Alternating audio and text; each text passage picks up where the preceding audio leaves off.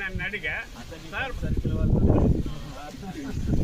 ఎకరాలు మళ్ళీ ఒక 5% బయోడైవర్సిటీ వస్తుంది. జీవ వైవిధ్య పంట చేయడం వల్ల ప్రిడేటర్స్ డెవలప్ అవుతాయి. పారాసైట్స్ వీటికి కూడా ఆహారం దొరుకుతుంది. అట్లా న్యాచురల్గా ప్రిడేటర్స్ ఈకో సిస్టమ్ డెవలప్ అవుతుంది. 98 నుంచి సార్ మా ఊరు బంధువులు కూడా రావడం అట్రాక్షన్ కూడా ఒక పార్ట్. అన్ని రకాల పురుగులు ఉన్నాయి సార్. ప్రిడేటర్స్ ఉంటాయి, పారాసైట్స్ ఉంటాయి, వాటిలో బ్యాక్టీరియా ఉంటుంది, వైరస్ రెండు ఉంటాయి. ఆల్రెడీ మొత్తం చేసిందంతా కూడా సీడ్ ప్యాకేజ్ చేశారు. అంటే ఎక్కడ కూడా మేము డైరెక్ట్ పోవడం లేదు. సీడ్ ఫస్ట్ మొత్తం చూద్దా సీడ్ ప్యాకేజ్ ఇచ్చిన తర్వాతే సోయింగ్ చేస్తున్నాం.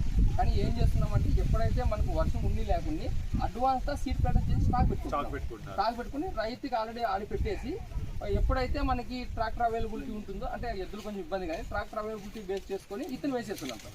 ఇది కూడా ఏడిమెట్లంటే 19వ తేదీ వేసాం సార్, వర్షం లేదు. వేసిన తర్వాత మళ్ళీ 23, 24 వర్షం స్టార్ట్ అయింది సార్. అప్పటి నుంచి వచ్చినాయి సార్. ఇంకా కొన్ని రావాల్సి ఉన్నాయి సార్. దీంట్లో మేజర్గా ఏమంటే ఒక 2 రకాల ఆలోచన చేస్తున్నాం సార్. ఒకటి మనకి బయోమాస్ గ్రీన్ కవర్ ఒకటైతే దీంట్లో మెయిన్ క్రాప్ కూడా తీయాలనేది ఒక మెయిన్ కాన్సెప్ట్ సార్. దీంట్లో 5 పంటలు అంటున్నాం సార్. ఈ సజ్జ అనేది కామన్గా 3 మంత్స్కి మనకి పైకి వస్తుంది సార్. ఈ అలసంద అనేది 1.5-2 నెలల నుంచి కాపు వస్తుంది సార్. దీన్ని మనం కాయ తీసుకోవచ్చు సార్. కాయ తీసుకుంటాం, ఆకు రాలుస్తుంది, చిగురుతుంది సార్. అది కంటిన్యూగా ఉంటుంది. అన్నము కూడా at the same time 3 months తర్వాత స్టార్ట్ అవుతుంది సార్. ఈ అన్నము ఆమెద వచ్చేసి 3 మంత్స్ తర్వాత ఎవ్రీ మంత్ ఒక గెల స్టార్ట్ అవుతుంది సార్. అంటే త్రూఅవుట్ ఇయర్ కంటిన్యూ. తక్కువ క్వాంటిటీ వస్తుంది కదా, ఇలా అలా అమ్మగలుగుతాం మనం? తక్కువ రాదు సార్. ఇది మనము 10 సెంట్లలో వేస్తే తక్కువ క్వాలిటీ వస్తుంది సార్. మనం ఇక్కడ వేస్తున్నది ఏమంటే 1 ఎకరంలో ప్రతి రకము ఇత్తనం కూడా 1 ఎకరం వేస్తున్నాం సార్. ఇది 1 ఎకరం పొలంలో కంది 1 ఎకరం ఇత్తనము, అనుము 1 ఎకరం ఇత్తనము, ఆమెది 1 ఎకరం, సజ్జ అంటే 5 రకాల 5 ఎకరాల విత్తనాలు 1 ఎకరంలో వేస్తున్నాం. షేడ్ ఏరియాలో ఉన్నప్పుడు కూడా ఇదేం షేడ్ ఉండదు సార్. ఇది ఇప్పుడు అవి కూడా బాగా డీప్ గా ఉండేది కూడా మనం ప్రూనింగ్ చేస్తారు. ప్రూనింగ్ చేస్తే 1 ఫీట్ పెడతాం సార్ ఫోలియేజ్.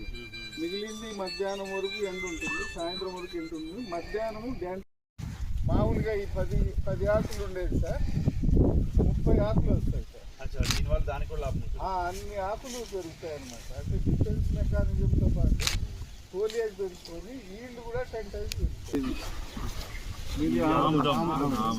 చాలా పెద్దగా వచ్చింది. యాక్చువల్గా ఆముదానికి అక్షరం లేదు సార్. అయితే గంజా ఆముదం మనం వేయాలి కాబట్టి కొంచెం ఇంకా డ్రై అవ్వాలి. డ్రై అయితే మనకి ఇంకా అనుకోకుండా బాగా వస్తుంది. ఇవి కందులు కోటింగ్ బాగా ఆరితే మంచిది. మీ దగ్గర ఆవులు ఉన్నాయి?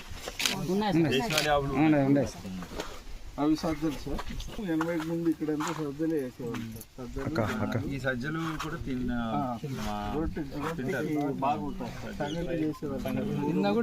డైరెక్ట్ తిన్న టేస్ట్ వేరే ఉంది సార్. ఇవి మన నాటివి మన దగ్గర పండినవి సార్.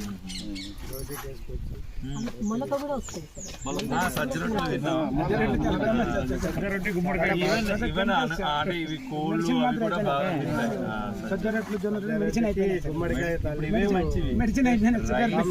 రైస్ తినకూడదు.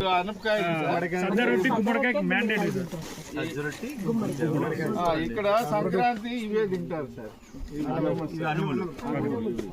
అనుములు, గారెలు, బొబ్బర్లు అంటే బొబ్బర్లు కాదు సార్, అలసంద బొబ్బర్లు.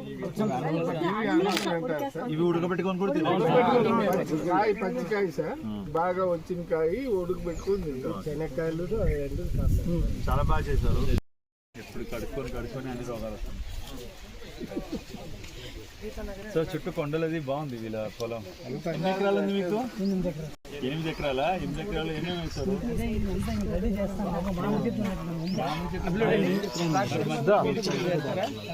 అవి వేస్తారు.